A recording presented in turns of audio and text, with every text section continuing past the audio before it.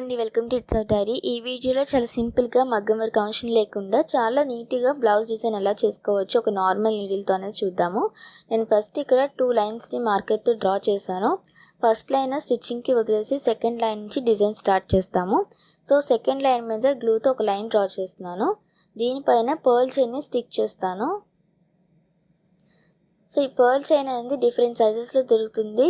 Medium అని, small అని, large అని, ఇలా డిఫరెంట్ సైజెస్లో ఉంటాయి. అండ్ కలర్ కాంబినేషన్స్ కూడా డిఫరెంట్గా దొరుకుతాయి. సో ఇక్కడ నేను వైట్ కలర్ పర్ల్స్ తీసుకున్నాను, మీడియం సైజ్ తీసుకున్నాను. అవి ఫస్ట్ ఈ గ్లూ పైన స్టిక్ చేస్తున్నాను. తర్వాత కదలకుండా ఉండడానికి ఇవి కాటన్ థ్రెడ్ ఒకటి తీసుకుని దాంతోపాటు స్టిచ్ చేసేసుకోవచ్చు. కరెక్ట్గా అడ్జస్ట్ చేసుకుంటూ చేయాలి.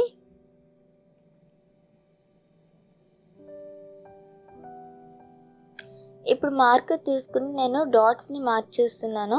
చూడండి, కరెక్ట్గా సెంటర్కి వచ్చేటట్టు, నెక్ సెంటర్కి వచ్చేటట్టు ఒక డాట్, అలానే సైడ్స్ ఒక 2 డాట్స్ పెడుతున్నాను. సో ఇక్కడైతే డాట్స్ పెట్టానో ఆ ప్లేస్లో నేను సాటిన్ రిబ్బన్తో చేసిన రోజ్ ఫ్లవర్స్ని స్టిచ్ చేస్తాను. సో ఫస్ట్ అయితే గ్లూతో వీటిని స్టిక్ చేసుకోవాలి. ఆ తర్వాత కాటన్ థ్రెడ్ తీసుకుని గట్టిగా ఊడిపోకుండా స్టిచ్ చేసుకోవడమే.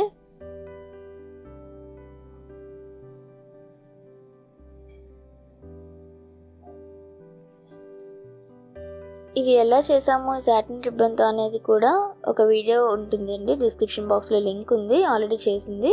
సో అది చూస్తే మీకు ఇవి ఎలా రెడీ చేసామో, ఇవి ఎలా ప్రిపేర్ చేసామో తెలుస్తుంది.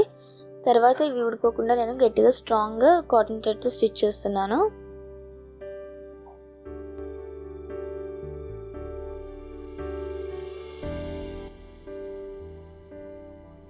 కలర్ కాంబినేషన్ బట్టి మనం చూస్ చేసుకునే పర్ల్స్ కానీ, లేకపోతే ఫ్లవర్స్ కానీ, కుందన్స్ కానీ కాంబినేషన్ తీసుకుంటాము. ఇక్కడ నేను తీసుకున్నది green colour and purple colour కాంబినేషన్లో తీసుకున్నాను. సో ఇక్కడ ఏం చేస్తున్నామంటే జర్కిన్ స్టోన్స్ అంటే డైమండ్ షేప్లో ఉంటాయి, అవి స్టిక్ చేస్తున్నాను ఫ్లవర్స్కి మధ్యన. సో ఇప్పుడు ప్రతి ఫ్లవర్కి కూడా 5 స్టోన్స్ని స్టిక్ చేస్తున్నాను. కుందన్స్ తీసుకుని అవి స్టిక్ చేస్తున్నాను. చూడండి, ఐ షేప్లో ఉన్న కుందన్స్ని గ్రీన్ కలర్లో ఉన్నవి తీసుకుని అవి స్టిక్ చేస్తున్నాను. ఇందులో కూడా డిఫరెంట్ కలర్స్ ఉంటాయి, డిఫరెంట్ షేప్స్ ఉంటాయి. ఐ షేప్ అని చెప్పి, ఇప్పుడు మనం యూస్ చేస్తున్న ఐ షేప్ అని చెప్పి, లేకపోతే డ్రాప్ షేప్ అని, రౌండ్ షేప్ అని అలా ఉంటాయి. సో అవి స్టిక్ చేస్తున్నాను.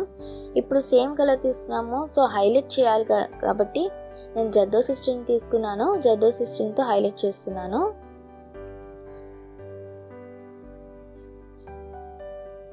ఫస్ట్ స్ట్రింగ్ మనము చెక్ చేసుకోవాలి. స్టోన్ పెట్టుకుని దాన్ని కరెక్ట్గా సైజ్ని చెక్ చేసుకుని దాన్ని బట్టి స్ట్రింగ్ని కట్ చేసుకోవాలి. సో అప్పుడు ఇవి స్టిక్ చేసుకోవడానికి నీట్గా వస్తాయి అన్నమాట. చూడండి, ఎక్కడి నుంచి అయితే థ్రెడ్ తీసుకొచ్చానో అక్కడి నుంచి మళ్ళీ స్టిచ్ చేయాలి.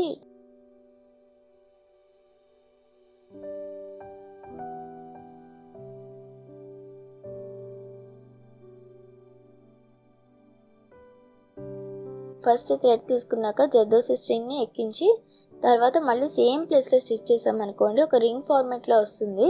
సో అప్పుడు అది కదలకుండా 3 స్టిచెస్ వేసుకోవాలి. తర్వాత దీనికి ఒక పర్ల్ని యాడ్ చేస్తున్నాము.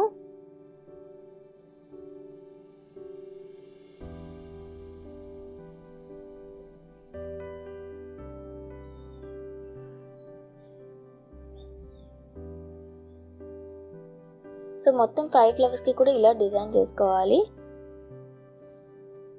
ఇలా డిజైన్ అయిపోయిన తర్వాత మనకి ఫ్లవర్కి మధ్యన గ్యాప్ ఉంది కదా, సో అక్కడ కూడా డిజైన్ చేస్తాను.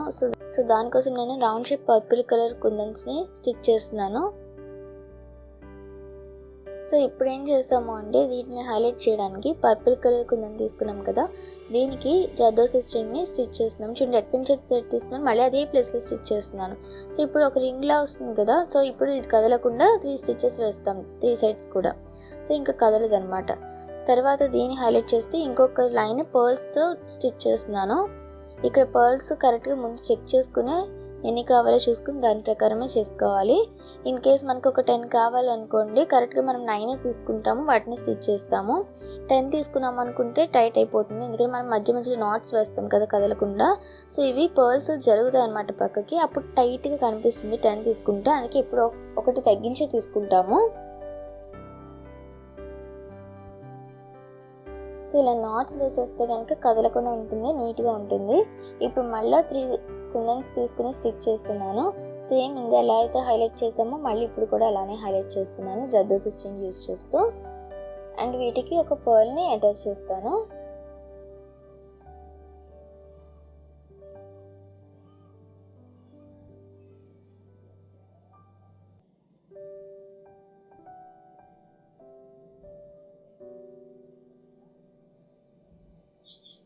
ఫాస్ట్గా అయిపోవాలి, తక్కువ టైం ఉన్నప్పుడు డిజైన్ చేసుకోవాలి అనుకున్నప్పుడు, లేదంటే గ్రాండ్ లుక్ కనిపించాలి, సింపుల్ వర్క్ ఉండాలి, గ్రాండ్గా కనిపించాలి అనుకున్నప్పుడు కూడా ఇలాంటి డిజైన్స్ ట్రై చేయొచ్చు.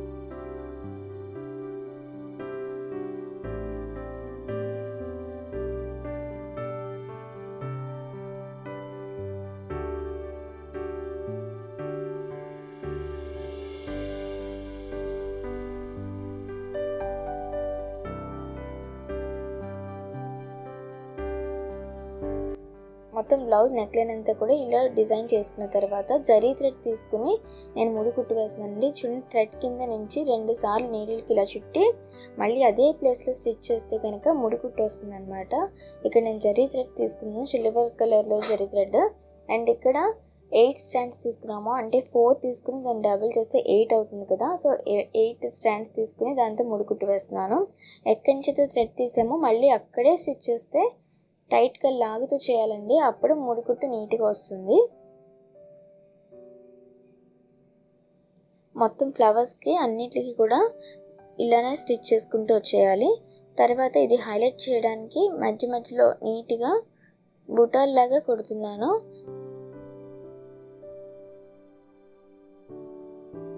సో ఇక్కడ పర్పుల్ కలర్ కుందన్ తీసుకుని దానికి జర్దోసి స్ట్రింగ్తో హైలైట్ చేస్తున్నాము. తర్వాత ఇంకొక లైన్ పర్ల్స్ని స్టిచ్ చేస్తాను.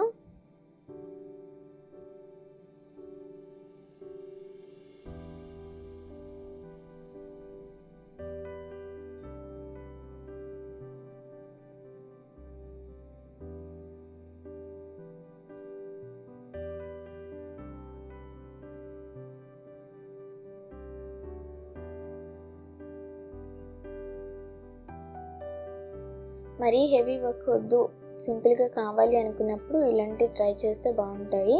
సో నేను మరీ ఎక్కువ పెట్టాలి అనుకోలేదు, ఎక్కువ వర్క్ చేయాలనుకోలేదు ఈ శారీ కాంబినేషన్కి అండ్ ఈ శారీకి. సో ఇలానే బాగుంటుంది కాబట్టి సింపుల్గా చేస్తున్నాను.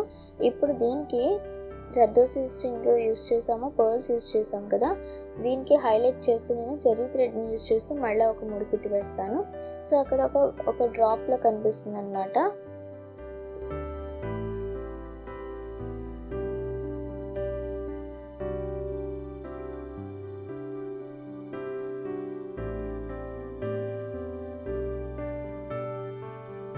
బెటర్ ఏంటి అంటే ఒక 2 నీడిల్స్ని యూస్ చేసుకోండి. ఒక నీడిల్ ఇలా కుట్టడానికి నార్మల్గా సింగిల్ స్ట్రాండ్స్తో కుట్టడానికి, పర్ల్స్ని కుట్టడానికి యూజ్ అవుతుంది. ఇంకొక నీడిల్తో ఇలా జరీ థ్రెడ్ యూస్ చేస్తూ 3 కుట్లు అవి వేసుకోవడానికి యూజ్ అవుతుంది. సో మనకి ఈజీ వర్క్ అయిపోతుంది అనమాట. సో నేను లాస్ట్ హైలైట్ చేయడానికి పర్ల్ చైన్ని కట్ చేసి చిన్న చిన్న పర్ల్స్ కింద కట్ చేసి అవి ప్రతి ఫ్లవర్కి మధ్యన పెట్టుకుంటూ స్టిక్ చేసుకుంటూ వచ్చేసాను. సో ఆ వీడియో క్లిప్ ఇందులో మిస్ అయింది. బట్ పర్ల్ చైన్ ఏదైతే ఉందో అదే నేను కట్ చేసి స్టిక్ చేస్తూ వచ్చాను. సో ఫైనల్ అవుట్పుట్ ఇలా ఉంటుంది.